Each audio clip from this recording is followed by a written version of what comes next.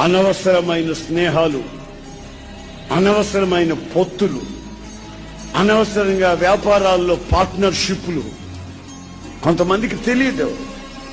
విచ్చలవిడిగా ప్రవర్తించడం, మనసు వచ్చినట్లల్లా ప్రవర్తించడం, శరీరంలో వచ్చిన కోరికలను నెరవేర్చుకోవడం, మరలా ఏమీ తెలియనట్టుగా భక్తిగా ఉన్నట్టుగా నటించడం.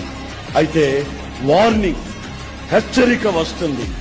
నీవు ఎవరితో స్నేహాలు చేస్తావు? ఒకప్పుడు నీవు ప్రార్థన చేసిన వెంటనే, రాత్రి ప్రార్థన చేసి తెల్లారి జరిగిపోయింది.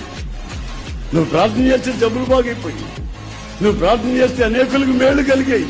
ఇప్పుడు నీ పరిస్థితి ఏమిటంటే, నీ కొంపలోని రాత్రి మగళ్ళు అల్లకాల్లో, నీ పిల్లలే వెచ్చలు విడతారు, నీ జీవితమే గమ్యం లేని పరిస్థితి.